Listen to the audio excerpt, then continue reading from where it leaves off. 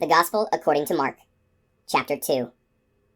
When Jesus returned to Capernaum after some days, it became known that he was at home. Many gathered together so that there was no longer room for them, not even around the door, and he preached the word to them. They came bringing to him a paralytic carried by 4 men. Unable to get near Jesus because of the crowd, they opened up the roof above him. After they had broken through, they let down the mat on which the paralytic was lying. When Jesus saw their faith, he said to the paralytic, "Child, your sins are forgiven." Now some of the scribes were sitting there asking themselves, "Why does this man speak that way? He is blaspheming. Who but God alone can forgive sins?" Jesus immediately knew in his mind what they were thinking to themselves, so he said, "Why are you thinking such things in your hearts? Which is easier to say to the paralytic, 'Your sins are forgiven,' or to say, 'Rise, pick up your mat and walk'? But that you may know that the Son of Man has authority to forgive sins on earth." He said to the paralytic, "I say to you, rise, pick up your mat, and go home." He rose, picked up his mat at once, and went away in the sight of everyone. They were all astounded and glorified God, saying, "We have never seen anything like this." Once again he went out along the sea. All the crowd came to him, and he taught them.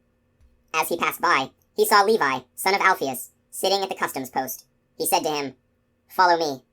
And he got up and followed him. While he was at table in his house, many tax collectors and sinners sat with Jesus and his disciples, for there were many who followed him. Some scribes who were Pharisees saw that he was eating with sinners and tax collectors and said to his disciples, "Why does he eat with tax collectors and sinners?"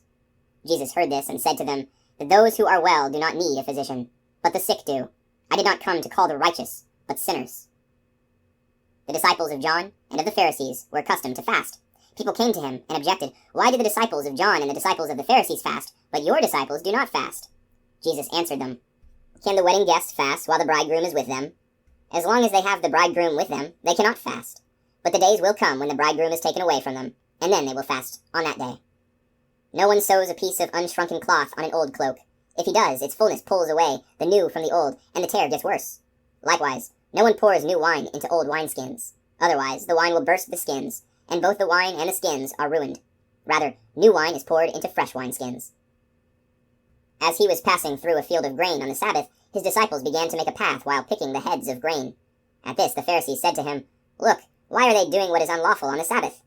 He said to them, "Have you never read what David did when he was in need, and he and his companions were hungry? How he went into the house of God when Abiathar was high priest, and ate the bread of offering that only the priest could lawfully eat, and shared it with his companions? Then he said to them, The Sabbath was made for man, not man for the Sabbath.